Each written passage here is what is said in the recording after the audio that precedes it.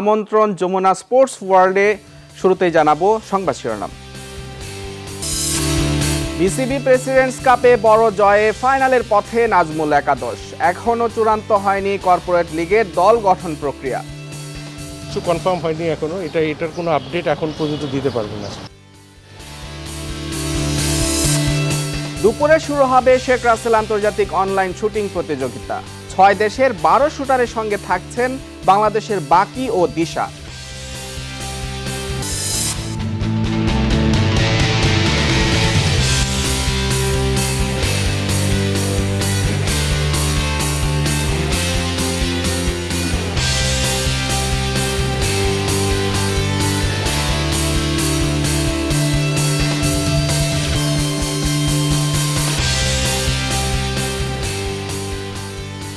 এতক্ষণ শিরোনাম দেখছিলেন, এবার বিস্তারিত।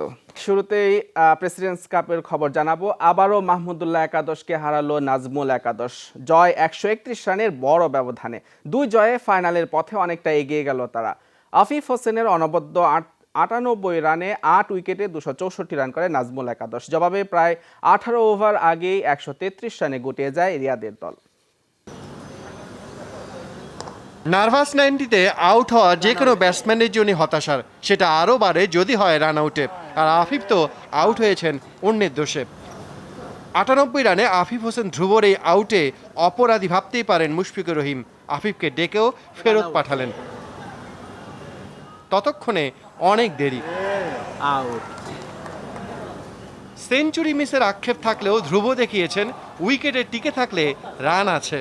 31 রানে ইমন, সৌম্য, শান্তর আউটে ব্যর্থ যখন টপ অর্ডার, তখন মুশফিককে নিয়ে 147 রানের জুটি। সেট হয়ে যেমন স্কুপ খেলেছেন, তেমনি স্লগ সুইপে দেখা পেয়েছেন শোয়েব। সেঞ্চুরি থেকে 2 রান দূরে আফিফকে থামিয়ে মুশফিক থামেন 52-তে। 300 পেরোনোর স্বপ্নটা ধাক্কা খায় তখনই। তবে প্রথম ম্যাচে রিয়াদ একাদশকে হারিয়ে দেয়া তৌহিদ হৃদয় আর ইরফান শুক্কুরের 47 রানের জুটিতে এলো টুর্নামেন্ট সর্বোচ্চ রান। হৃদয়ের 27 আর ইরফানের অপরাজিত 48-এ 264 পুঁজি নাজমুল শান্তর একাদশের। তরুণ আফিফের কাছ থেকে সুর, তাল, লয়টা অবশ্য ধরতে পারেননি মাহমুদুল্লাহ রিয়াদরা। বোলারদের জন্য স্বর্গ বানিয়ে উইকেট দিয়ে আসেন ইমরুল, লিটন, মুমিনুলরা।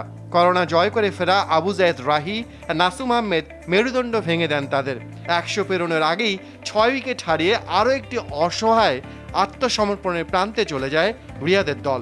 সোহান 28 রান করলেও 18 ওভার ব্যাটিংয়ে করতে পারেনি তারা। প্রতিশোধের বদলে আরও একবার তরুণ নাজমুল একাদশের কাছে তাই তো হারতে হলো রিয়াদদের। সোমবার তামিমদের বিপক্ষে ডু আর ডাই ম্যাচ এখন মাহমুদুল্লাহ রিয়াদদের। যমুনা স্পোর্টস, ঢাকা। নভেম্বরে 5 দলের টি-20 কর্পোরেট লিগ। এখনো চূড়ান্ত হয়নি সেই 5 দলের গঠন প্রক্রিয়া। দিন দুয়েক আগে বোর্ড সভাপতি বলেছিলেন, নির্বাচকদের মাধ্যমে বন্টন নয়তো কর্পোরেট দলগুলো চাইলে নিলামও হতে পারে। তবে নির্বাচকরা আপাতত সেসব নিয়ে ভাবছেন না। চলতি প্রেসিডেন্টস কাপেই নজর তাদের। নভেম্বরের দ্বিতীয় সপ্তাহ থেকে শুরু হবে কর্পোরেট টি-20 লিগ। 5 দলের গঠন প্রক্রিয়া এখনও চূড়ান্ত হয়নি। নির্বাচকরা 5টি ব্যালেন্স দল বানাবেন নাকি নিলামের মাধ্যমে তৈরি করা হবে দল, তা এখনও নির্বাচকদের জানায়নি বিসিবি। আসরে বিদেশি ক্রিকেটার খেলবে কিনা এই বিষয়েও চূড়ান্ত সিদ্ধান্ত জানা নেই প্রধান নির্বাচক মিনহাজুল আবেদিন নান্নুর। এটা এখনো কোনো কিছু কনফার্ম হয়নি এখনো, এটার কোনো আপডেট এখন পর্যন্ত দিতে পারবো না। যদি আমাদের যদি করণীয় থাকে অবশ্যই আমরা করব। টিমটা আমরা রেডি করছি, আমরা যেভাবে এই 3টা টিম করেছি, তো 5টা টিমও ওইভাবে করা হবে। বিসিবির প্রেসিডেন্ট কাপে খেলা হয়েছে অর্ধেকেরও বেশি। চলছে 3 দলের হয়ে খেলা ক্রিকেটারদের পারফরম্যান্সের বিশ্লেষণ। সৌম্য, শান্ত, ইমরুল, মিথুনরা এখনও নজর কাটতে পারেননি নির্বাচকদের। তবে তাতে চিন্তিত নন নান্নু, সুমনরা। লম্বা বিরতিতে এমন হতেই পারে বলছেন প্রধান নির্বাচক। যারা ফেল করছে এরা আগামীতে আরও কয়েকটা ম্যাচ আছে, এখানে সুযোগ আছে। এবং এখন ওয়েদার কন্ডিশনও ভালো। মাঝখানে বৃষ্টি হচ্ছিল, এখানে অ্যাডজাস্টমেন্টে তেরপোল দেওয়ার পর ময়েশ্চার আসছে, যে উইকেটে একটু ড্যামও ছিল, টাইমিং করা একটু ডিফিকাল্ট ছিল ব্যাটসম্যানদের জন্য। তো এখন এটা কাটিয়ে উঠেছে।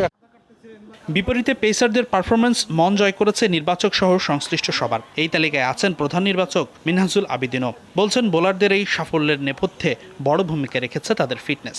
আমাদের ফাস্ট বোলাররা যথেষ্ট ভালো ফিটনেসে আছে এবং এতে স্কিল ডেভেলপমেন্ট হয়েছে যথেষ্ট, এটা বোঝা যাচ্ছে এখন, এবং কনসিস্টেন্ট ভালো লাইনে বল করছে। এটা হলো সবচেয়ে বড় পাওয়া। লম্বা সময় ধরে অনুশীলন ও প্র্যাকটিস ম্যাচের মাঝে আছেন তামিম মুশফিকরা। 27 অক্টোবর শেষ হবে প্রেসিডেন্ট কাপ। এরপর 2 সপ্তাহের ছুটি কাটিয়ে চাঙ্গামনেই কর্পোরেট টি-20 লিগে ফিরবেন খেলোয়াড়রা, বিশ্বাস বিসিবির। হাসিনুর রহমান, যমুনা স্পোর্টস, ঢাকা। কর্মকর্তাদের দ্বন্দ্বে বিব্রতকর সময় কাটানো দেশসেরা শুটাররা অবশেষে দেখা পেয়েছেন স্বস্তির। ফিরে পেয়েছেন পুরনো অস্ত্র। শুধু তাই নয়, সেই অস্ত্র দিয়ে 10 মিটার এয়ার রাইফেল প্রতিযোগিতার রেঞ্জে থাকবেন শুটার বাকি আর দিশা। জাতির পিতা বঙ্গবন্ধু শেখ মুজিবুর রহমানের কনিষ্ঠ পুত্র শেখ রাসেলের 56তম জন্মদিবস উদযাপন উপলক্ষে আয়োজিত আন্তর্জাতিক এ প্রতিযোগিতায় তাদের প্রতিদ্বন্দ্বী 6 দেশের আরও 12 শুটার।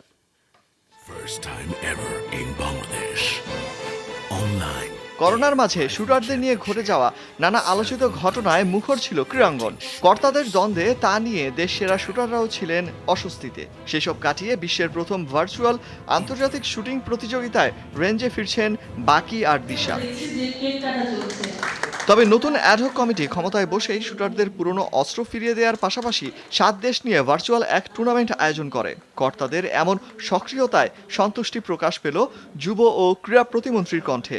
এই সময় আসলে কোনো খেলাধুলা নেই, সেই সময় একেবারে সারা বিশ্ব যেখানে স্থবির, সেই সময়ে এই ধরনের একটি টুর্নামেন্ট আয়োজন করা, আমি মনে করি খেলোয়াড়রা অনেক বেশি উৎসাহিত হবে। শনিবার উদ্বোধনের দিন ভার্চুয়ালি অনুশীলন করে 7 দেশের 14 শুটার। রোববার দুপুর 2টা থেকে 4টা পর্যন্ত হবে প্রতিযোগিতা। আর এমন প্রতিযোগিতা শুটারদের অলিম্পিকের জন্য প্রস্তুত করতে বড় ভূমিকা রাখবে বলে বিশ্বাস ফেডারেশনের মহাসচিবের। আমরা অলিম্পিকে যাওয়ার আগে প্রস্তুতি ম্যাচ হিসেবে কি খেলবো, আমরা এই প্রস্তুতি ম্যাচ হিসেবে আমরা অনলাইনটা বেছে নিয়েছি, কারণ এখন তো বিদেশে যে খেলা সম্ভব না, ট্রেনিং করাও সম্ভব না। রাইফেলবিহীন কাটিয়েছেন পুরো 8 মাস। শুটার বাকি দিশারা পিছিয়ে পড়েছেন সেখানেই। পুরনো অস্ত্র ফিরে পেয়ে চেষ্টা এবার আগের ফর্মে ফিরে আসার। যে যেরকম পারছে, মানে পার্সোনাল রেঞ্জ, ক্লাব, যে কোনো ওয়েতে প্র্যাকটিস চালাই গেছে, যেটা আমরা একদম টোটালি অফ ছিলাম। এরকম একদম 100% অফ কেউ ছিল না। সো আমার মনে হয় ইচ্ছা থেকে তারাও আগায়। আসলে এভাবে আমি এক্সকিউজ দিতে যাচ্ছি না, চেষ্টা করবো আমি আমার জায়গা থেকে বেস্ট পারফরম্যান্স দেওয়ার জন্য। শেখ রাসেলের 56তম জন্মদিবস পালনে 10 মিটার এয়ার রাইফেল ইভেন্টে বিশ্বের প্রথম এই ভার্চুয়াল শুটিং প্রতিযোগিতা আলোড়ন ছড়াবে গোটা শুটিং দুনিয়ায়, এমন বিশ্বাস আয়োজকদের। অলক হাসান, যমুনা স্পোর্টস, ঢাকা।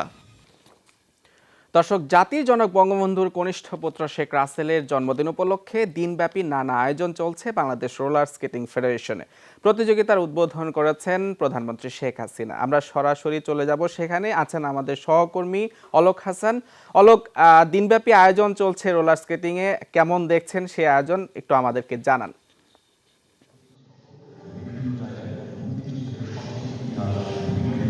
তারেক, এখানে কিন্তু সকাল 10:30 থেকেই অনুষ্ঠান শুরু হয়েছে। আপনি পিছনে দেখতে পাচ্ছেন যে মাননীয় প্রধানমন্ত্রী শেখ হাসিনা উনি কিন্তু ভার্চুয়ালি এখানে যোগ দিয়েছেন।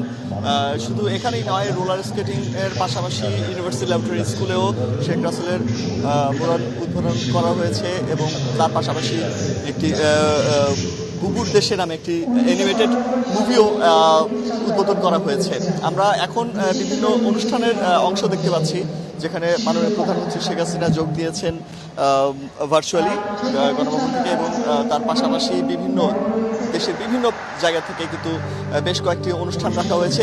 রোলার স্কেটিং ক্লাবে এখানে শেখ রাসেলের একটি গ্যালারিও তৈরি করা হয়েছে। স্টেডিয়ামের গ্যালারির চারপাশে তার বিভিন্ন ছবি দিয়ে, তার বিভিন্ন সময়ের শেখ রাসেলের ছোট বয়সের এই সময়টুকুর মধ্যেই তার বিভিন্ন ছবি দিয়ে কিন্তু যাতে নতুন প্রজন্ম শেখ রাসেল সম্পর্কে জানতে পারে, এরকমই কিছু উদ্যোগ নেওয়া হয়েছে। এবং আমরা শেখ রাসেলের জন্য আসলে কি কি অনুষ্ঠান রয়েছে আজ সেগুলোরও এক ঝলক দেখতে পাচ্ছি। আমাদের এখানে জায়ান্ট স্ক্রিন রয়েছে, শিশু কিশোররাও এখানে উপস্থিত রয়েছেন এবং মাননীয় যুব ক্রীড়া প্রতিমন্ত্রী এখানে রয়েছেন আজকের এই অনুষ্ঠান উদ্বোধন করতে। পাশাপাশি সারা দেশ জুড়েই বেশ কিছু ইভেন্ট আজকে রয়েছে শেখ রাসেলের জন্মদিন।